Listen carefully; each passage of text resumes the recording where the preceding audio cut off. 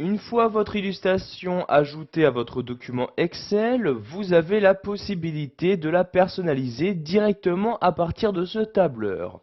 Pour cela, vous devez tout d'abord la sélectionner en cliquant dessus.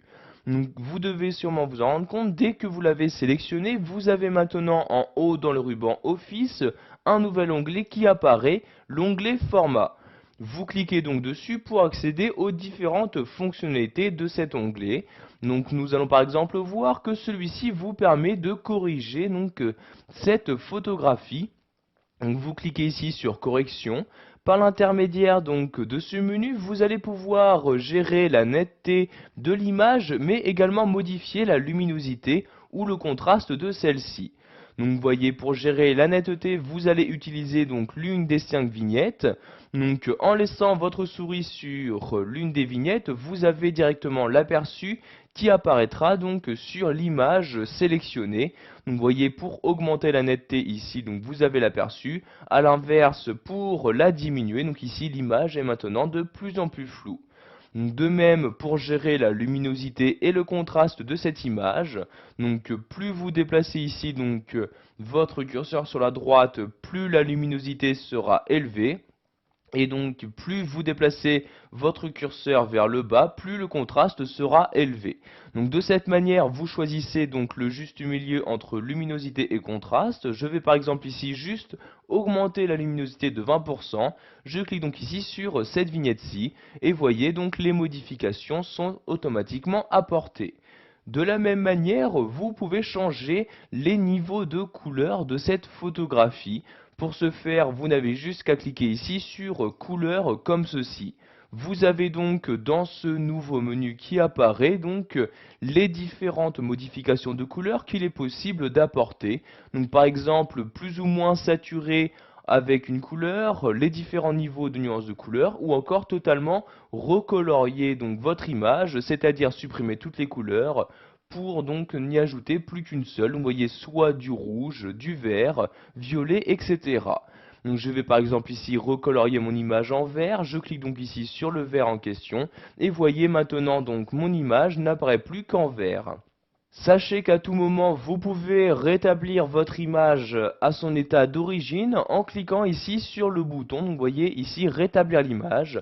Je clique dessus et maintenant mon image se retourne à l'état d'origine, c'est-à-dire que toutes les modifications que j'ai auparavant apportées ont été annulées.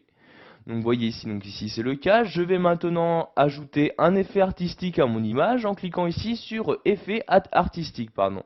Donc vous avez ici les différents effets artistiques disponibles.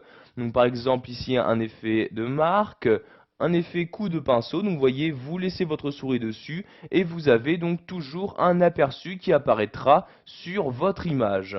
Donc je vais par exemple ici utiliser l'effet artistique de transparence. Je clique donc sur la vignette correspondante et vous voyez toujours les modifications s'apporter sur mon image. Donc toujours pour annuler les modifications et rétablir mon image, je clique ici sur ce bouton là comme ceci. Nous allons maintenant nous intéresser au style d'image. En effet, Excel vous permet d'ajouter un style à votre image pour y modifier le contour de celle-ci, y ajouter différents effets, etc. Donc pour accéder à tous les styles d'image proposés par ce tableur, je clique ici sur ce bouton-là. Apparaît donc dans ce menu ces différents styles. Donc toujours en laissant votre souris dessus, vous aurez un aperçu donc directement sur l'image en question. Je vais par exemple ici utiliser ce style-ci, je clique donc dessus une fois et voyez donc le style est appliqué à mon image. Si vous souhaitez maintenant personnaliser ce style, par exemple modifier la couleur de bordure de l'image, je clique ici sur bord de l'image et je choisis donc ici dans ce menu la couleur que je souhaite maintenant utiliser pour le contour de mon image. Donc ici je vais par exemple prendre le rouge pour que nous puissions mieux voir les changements. Je clique donc ici sur le rouge et voyez maintenant tout autour de l'image il y a bien une bordure rouge qui y apparaît. Pour finir, nous allons voir qu'il est possible de rogner votre image. Cette fonctionnalité est très utile pour enlever la partie de l'image que vous ne souhaitez pas garder. Donc pour rogner l'image, je clique ici sur rogner comme ceci. Vous avez donc maintenant votre image qui se remet droit ici comme ceci et vous allez choisir la partie que vous souhaitez supprimer.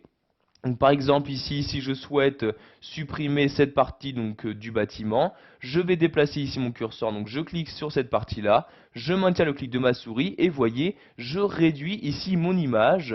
Donc je supprime ce bâtiment comme ceci, donc je lâche le clic de ma souris et comme vous pouvez le voir automatiquement, la partie qui était en dehors du rectangle que j'ai créé a automatiquement disparu.